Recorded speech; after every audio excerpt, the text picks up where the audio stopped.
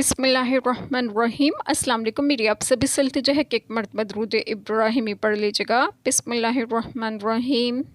अल्लाहुम्मा सल्लि अला मुहम्मदिन व अला आलि मुहम्मदिन कमा सल्लैता अला इब्राहीम व अला आलि इब्राहीम इन्नका हमीदुम मजीद। अल्लाहुम्मा बारिक अला मुहम्मदिन व अला आलि मुहम्मदिन कमा बारकता अला इब्राहीम व अला आलि इब्राहीम इन्नका हमीदुम मजीद। बिस्मिल्लाहिर्रहमानिर्रहीम। और वही गालिब है अपने बंदों पर और वही है हिकमत वाला खबरदार। तुम फरमाओ सबसे बड़ी गवाही किसकी? तुम फरमाओ कि अल्लाह गवाह है मुझ में और तुम में, और मेरी तरफ इस कुरान की वही हुई है कि मैं उससे तुम्हें डराऊं और जिन जिन को पहुँचे। तो क्या तुम ये गवाही देते हो कि अल्लाह के साथ और खुदा हैं? तुम फरमाओ कि मैं ये गवाही नहीं देता। तुम फरमाओ कि वो तो एक ही माबूद है और मैं बेजार हूँ उनसे जिनको तुम शरीक ठहराते हो। बिस्मिल्लाहिर्रहमानिर्रहीम। आज जो बात मैं आप लोगों से डिस्कस करूँगी वो ये है कि इस पहले आयत करीमा में है कि और वही गालिब है अपने बंदों पर और वही है हिकमत वाला खबरदार। ये इस बात की दलील है कि उसके सिवा किसी को वली नहीं बनाना चाहिए। मतलब ये है कि सब लोग वहाँ बड़े बड़े जाबिर हों, उसके सामने बेबस हैं, तमाम गर्दनें उसके आगे झुकी हुई हैं। वो हर एक पर गालिब है और सारी कायनात उसकी मती है।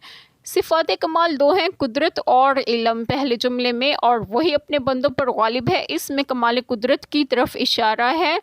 और दूसरे जुमले में और वही कमाल हिकमत वाला, हर चीज़ की खबर रखने वाला है, इसमें कमाल इल्म साबित होता है।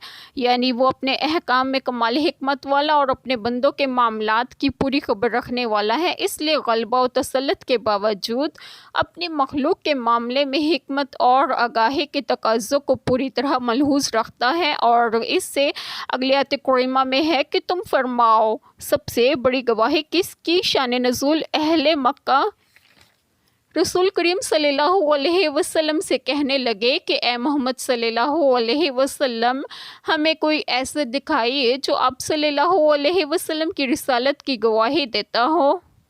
इस पर यह आयत करीमा नाजिल हुई, तुम फरमाओ कि अल्लाह ताला गवाह है मुझ में और तुम में, और इतनी बड़ी और काबिल कबूल गवाही और किसकी हो सकती है?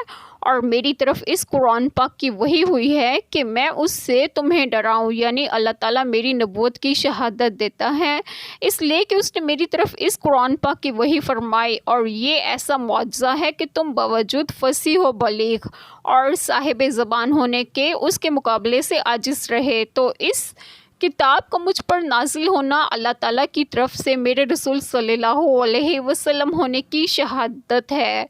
जब ये कुरान पाक अल्लाह ताला की तरफ से यकीनी शहादत है और मेरी तरफ वही फरमाया गया ताकि मैं तुम्हें डराऊं कि तुम हुक्म इलाही की मुखालफत ना करो, और जिन जिन को पहुँचे यानी मेरे बाद क़यामत तक आने वाले जिन्हें ये कुरान पाक पहुँचे, हुआ वो इंसान हो या जिन, इन सब को मैं हुक्म इलाही की मुखालफत से डराऊँ। हदीस शरीफ में है कि जिस शख्स को कुरान पाक पहुँचा, गोया कि उसने नबी पाक सल्लल्लाहु अलैहि वसल्लम को देखा और आप सल्लल्लाहु अलैहि वसल्लम का कलाम मुबारक सुना। हज़रत अनस बिन मालिक रज़ी अल्लाह अन्हुमा ने फरमाया कि जब यह आयत करीमा नाजिल हुई तो रसूल पाक सल्लल्लाहु अलैहि वसल्लम ने कसरा और कैसर वगैरह सलातीन को दावत इस्लाम के मकतूब भेजे। इसकी तफसीर में एक कौल ये भी है कि इस कुरान पाक से मैं तुमको डराऊं और वो डराएं जिन्हें ये कुरान पाक पहुँचे। तिरमिज़ी की हदीस मुबारका में है कि अल्लाह ताला तरोताज़ा करे उसको जिसने हमारा कलाम सुना और जैसा सुना वैसा पहुँचाया। बहुत से पहुँचाए हुए सुनने वाले से ज़्यादा अहल होते हैं, और एक रवायत में है सुनने वाले से ज़्यादा गौर व फिक्र करने वाले होते हैं। इससे फ़कीहा की मंजिलत मालूम होती है। तो क्या तुम ए मुशरिकीन ये गवाही देते हो कि अल्लाह ताला के साथ और खुदा हैं? तुम फरमाओ ए हबीब सल्लल्लाहु अलैहि वसल्लम कि मैं ये गवाही नहीं देता।